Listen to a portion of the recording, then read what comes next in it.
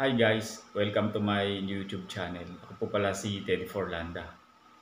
At ngayon po ang tatalakayin ko ay ang tungkol sa mga katangian o talento ng isang tao. Minsan tayo ay nahihirapan sa ating buhay o sa ating sitwasyon.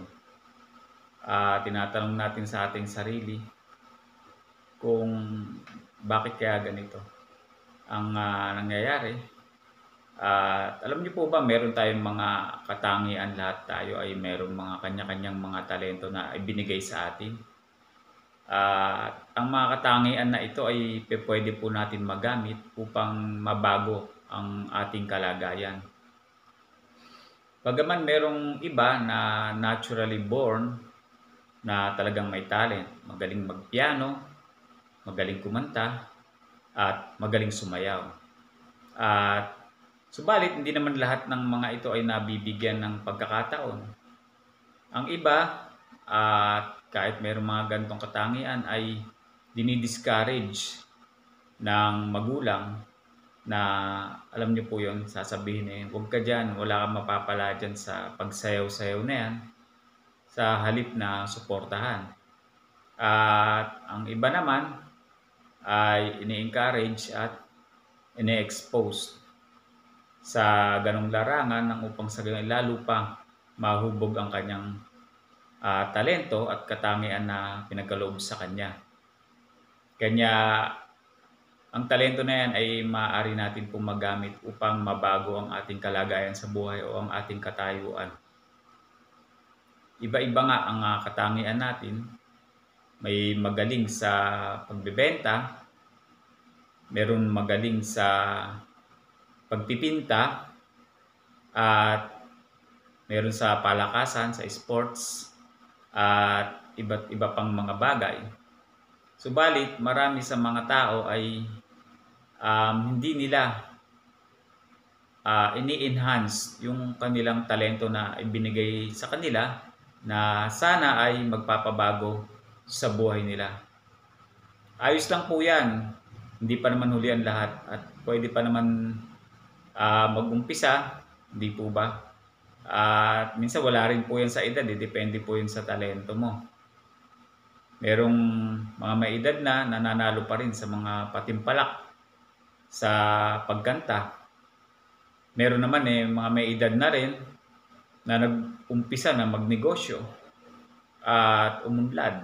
So iba-iba, wala po yan sa edad, kundi nasa kakayahan mo at sa determinasyon mo na magsimula. Kaya dapat ang ating talento ay ating hinuhubog araw-araw, lalong-lalo na kung alam natin na ito ay maaaring magangat sa atin, sa ating kabuhayan at sa ating sitwasyon. Napakaganda po na meron tayong natural born na talent, kagaya nga ng aking mga nabanggit sa unahan, gaya ng pagsayaw, pagkanta, pagpiano, at pagpe-painting. At dapat sa mga magulang ay hindi po natin dinidiscourage ang ating mga anak sa kanilang mga hilig o sa kanilang mga talento, kundi bagkus dapat natin sila ini-encourage. At sapagkat dito malalaman natin talaga kung ano ang kanilang gusto, hindi yung gusto natin para sa kanila. Gusto nga natin maging doktor yung anak natin, ayaw nga nila Huwag po nating pipilitin sa kagustuhan natin dahil lang gusto natin magkaroon ng anak na doktor na hindi naman niya hilig. Sapagkat yung mga iba ay nadidepressed, napipilitan lang, pinagbibigyan lang ang magulang dahil ang magulang ang nagpapaaral. At mali po yun, yung ganong kaisipan na ipinipilit natin ang gusto natin para sa ating anak. Hayaan natin ang ating anak magdesisyon para sa kanyang buhay. Lalo na kung sila ay nasa mga hustong gulang naman na. Nandiyan lang dapat tayo para sumuporta at bumabay sa kanila at hindi ipilit yung mga bagay na gusto natin para sa kanila. Ang iba namang magulang ang ginagawa dahil hindi nila nakamit yung o hindi nila nakuha yung halimbawa yung isang kurso, yun ang papakuha sa kanilang anak. Di po ba? Ayaw naman ng kanilang anak yun. Halimbawa ang anak ay mahilig magpinta, i-discourage. Walang pera dyan, huwag ka dyan, dito ka sa ganitong kurso. O, di po ba? hindi natin alam, di po ba, malay mo, isang araw yung anak mo ay naging isang sikat na artist. Alam niyo po ba, ang isang painting ay isang napakagandang investment? At ang painting habang tumatagal ay lalong tumataas ang value. Lalong-lalo na yung mga kilalang mga pintor. So, ang painting po talaga, isang napakagandang investment yan. At mas mataas pang appreciation ng painting kumpara sa real estate. At pwede nyo po yung i-research para sa inyo pong kaalaman.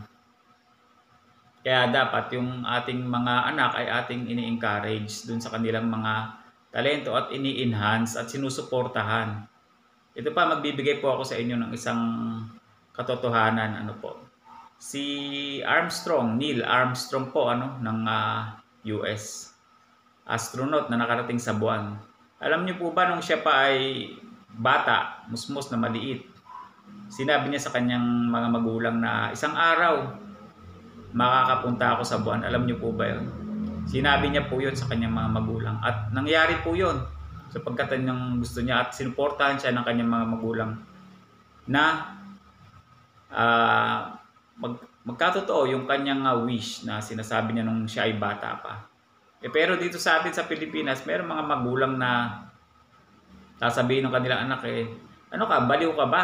Ang sinasabi mo pupunta ka sa buwan? O hindi po ba? Dinidiscourage natin yung bata. Hindi po dapat ganun.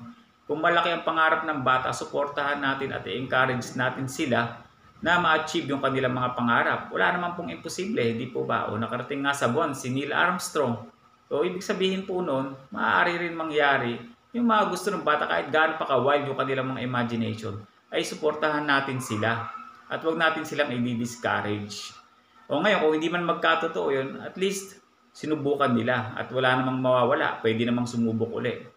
So, yan po ang aking pananaw patungkol po sa mga ambisyon ng mga kabataan. Kaya kung kayo may mga ambisyon, mga kabataan, tuloy-tuloy nyo lang kahit siguro hindi kayo suportahan ng inyong mga magulang. Kung alam nyo naman na tama naman ang inyong gagawin, ay ituloy nyo lang at i-enhance nyo kung anong meron kayo. Pagbutihin nyo pa. So yan po, maraming salamat po sa inyong pagsubaybay.